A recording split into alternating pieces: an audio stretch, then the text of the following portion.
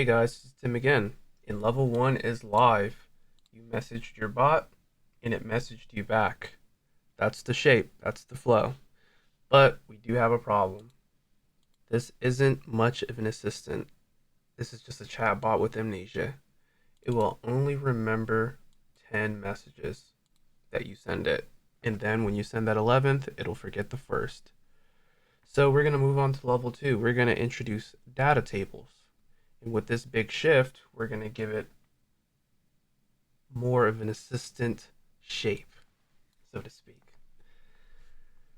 All right, so let's get started. We're going to remove this Telegram trigger from the first one, just to borrow it because both workflows do follow the same schema in a way, but we're going to add some additional things. And we're going to duplicate this by copying it and then hitting Control V. All right. And I'm going to name this, you know what, filter by chat ID 1 is fine with me. And I'm going to come here. I'm going to say, remind me to go to n8n meeting. I'm going to trigger it before I send that message. Ensure it's listening. You see that broadcast, and I'm going to send it. Voila. All right, let's get started. It's going to get a bit gritty from here, but I'll try to keep you in the loop. If you have any questions, feel free to forward it to any me or Alicia. We'll take care of you. So we're going to click on that plus sign, and we're going to hit table. We want get rows. I'm going to click out of it just for the shape. Then we're going to go back to click get rows. For the first one, we want row. For the second one, we want get. And must match can be any condition. Okay? This is what I'm going to do now. I'm going to duplicate this tab for ease of access, so to speak. I'm going to back out here. I'm going to go to create data table. What should I name this data table? We're going to call it n8nInit. n8nInit. This is going to be our initialization data table, and we're going to create it from scratch. Awesome. This is what it looks like. And we're going to want to add we're going to want to add columns, right? So for the first one, we're going to want to add our username as a string. We're going to want to add our heartbeat as a string. User as a string. And finally, our soul as a string. Voila, n8nInit. And this should immediately reflect here as soon as I click this drop down menu. Let us pray. What do you know? There it is. And we're going to move our train along in our workflow. As you see, it's come through, but we haven't had any output. That is a problem. So what we're going to want to do here is click this always output data, because we have not configured this data table and it will not return anything, put simply. Okay, awesome. Now that we have all this information, oh, no we don't. Now we do. Now that we have all this information, we're gonna wanna normalize it so that the AI agent node can read it in natural language. So this is what we're gonna wanna do. We're going to want to find the edit fields node. Yep, edit fields node right here. We're going to want to add 4 parameters.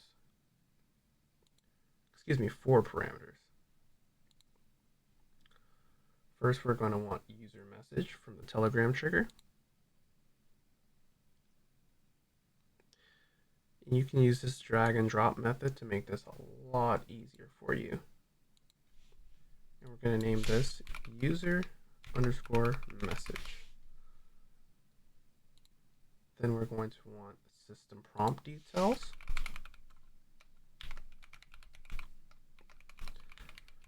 I'll explain this also. I'm going to copy and paste this because it's a very long initialization. But it's basically saying if you don't set your JSON username, heartbeat, user, or soul in here, which you can do to get ahead of this, but we're going to use it. We're going to use the AI to set that. It's going to say if that's not set up with this or statement, it's basically telling the AI, a backup plan. And you can read through it. At least it will make it readily available for you.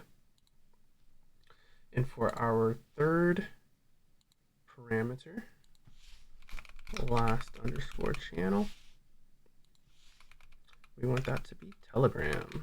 For my example, you can use WhatsApp, Discord, whatever you feel most comfortable with. And for chat ID, we're going to want to carry this over from the Telegram trigger just to make this a little bit easier for us. So I'm going to carry this right there. Voila. And now we're going to carry our train over.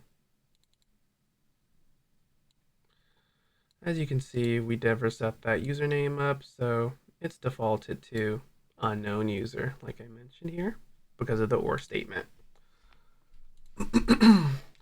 Now finally, AI agent time.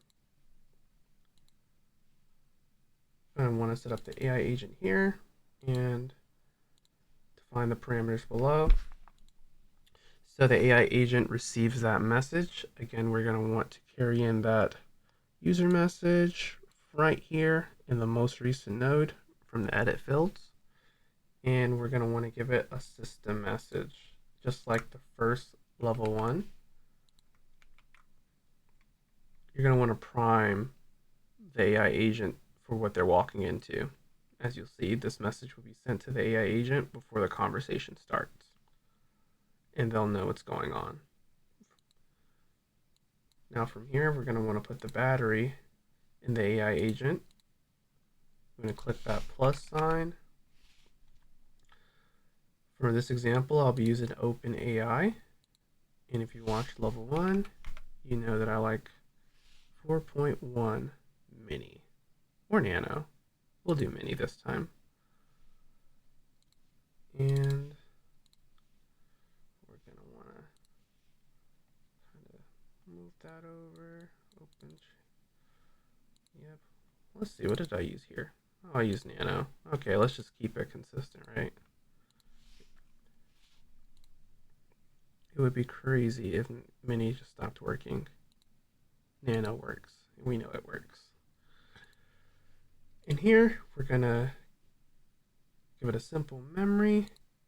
Obviously, define the parameters below. Here, I like to just give it a name. So n8nTim, and set the context window here to 10.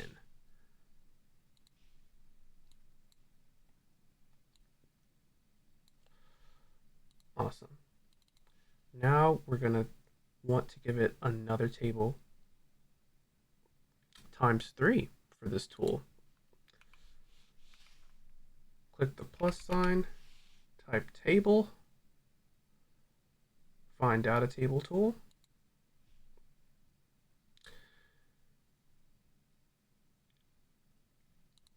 And we're going to want to create another data table. So let's back out of here. And we're going to make one. I'm going to call it n8n tasks. I like that. n8n tasks. And for here, we're going to want to add 4 columns. First column being task underscore name. Second column being task underscore details. Oops.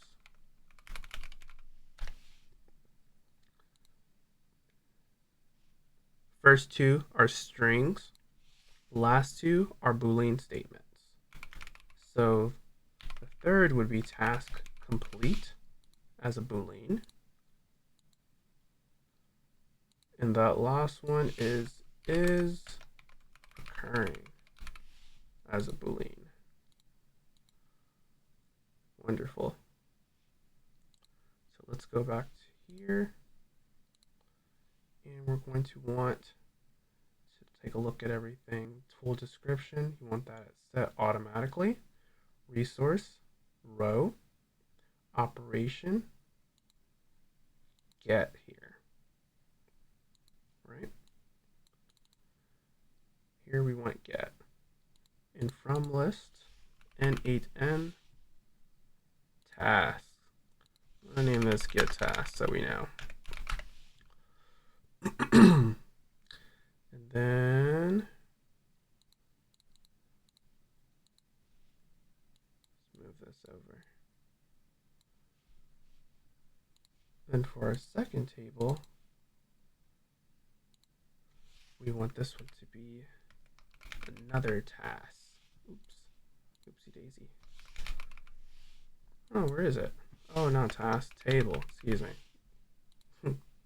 But this one's going to be upsert task. And we're going to configure that by configuring upsert here.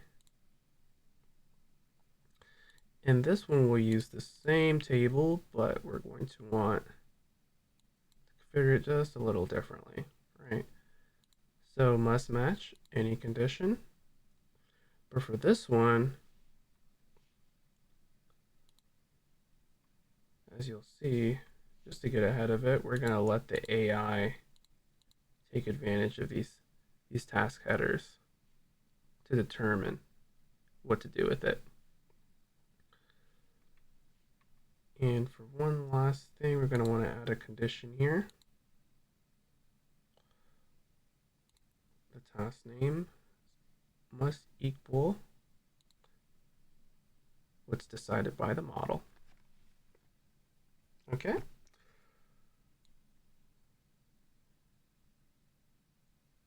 Looks good. All right. And for the last one, this will pertain to us personally, just our user profile. So I'm going to want to add one more table. And for this one, set automatically. Resource at row. Operation. Upsert. Data table from list. And this one, n8n init from the initialization. Must match any condition, but one condition must be specified, and that's the username. It must equal what's determined by the AI. And all of these defined by the model. Got it? Awesome. Oh, let's rename this. I'm going to call it update user profile. And we're going to borrow this right here.